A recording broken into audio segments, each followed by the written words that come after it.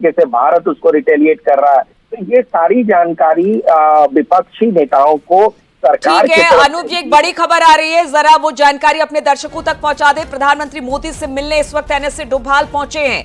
अजीत डोभाल पहुंचे हैं प्रधानमंत्री से मिलने। प्रधानमंत्री के आवास पर एनएसए अजीत डोभाल, प्रधानमंत्री और डोभाल के बीच मौजूदा सुरक्षा हालात पर चर्चा हो रही है और बताया जा रहा है कि जिस तरह से सीमा पर इस वक्त हालात बने हुए हैं, खासतौर पर पुंछ, राजौरी या बाकी सेक्टरों में जो सीमा से सटे हुए हैं, वहां पर रात भर पाकिस्तान की तरफ से जिस तरह से शीलिंग की कार्रवाई की गई है, वहां पर जबरदस्त गोले बारूद दागे गए हैं, उसकी भी एक जानकारी रखी जाएगी। यानी सीमा की सुरक्षा को लेकर भी एनएसए डोभाल प्रधानमंत्री को जानकारी देने पहुंचे हैं, इस तरह की भी खबर है सूत्रों के हवाले से।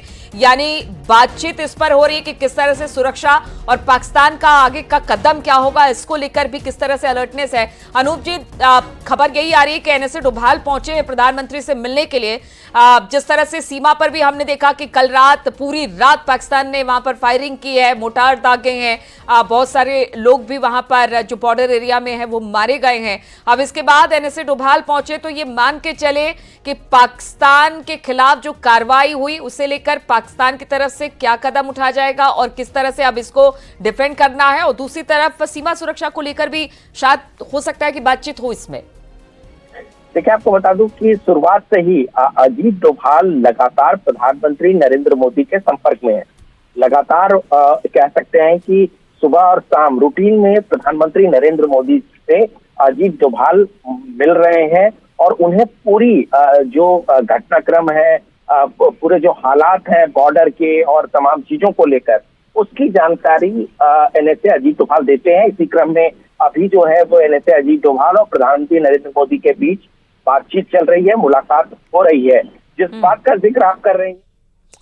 चलिए ठीक है अनूप जी, बहुत बहुत शुक्रिया आपका तमाम जानकारी हम तक पहुंचाने के लिए। लेकिन इस वक्त एक बड़ी खबर आ रही है, ऑपरेशन सिंदूर के बाद जम्मू एंड कश्मीर में सुरक्षा व्यवस्था बढ़ा दी गई है।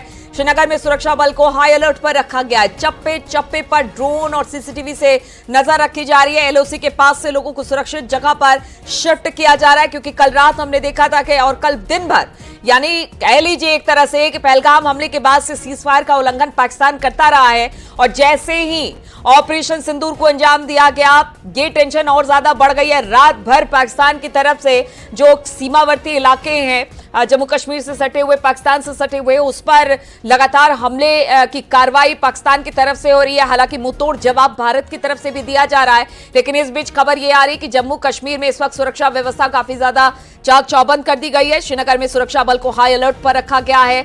चप्पे चप्पे पर ड्रोन और सीसीटीवी से इस वक्त नजर रखी जा रही है, और खास तौर पर जो एलओसी के इलाके हैं, पुंछ है, राजौरी है या बाकी और भी एरिया है, वहां से लोग खाली करके अपने घरों को अब पलायन कर रहे हैं, वहां से निकल रहे हैं, सुरक्षित स्थानों की तरफ से जा रहे हैं। और एक तरह से कह लीजिए कि एक एडवाइजरी भी है, क्योंकि लोग की जान ज्यादा महत्वपूर्ण है भारत के लिए, भारत सरकार के लिए, जम्मू कश्मीर सरकार के लिए। इसलिए लोगों को सुरक्षित जगह पर अब शिफ्ट किया जा रहा है, ताकि ये वहां पर जाकर सुरक्षित रह सके, और अगर पाकिस्तान की तरफ से कोई कार्रवाई होती है तो फिर उसका मुंह तोड़ जवाब दिया जा सके भारत की तरफ से।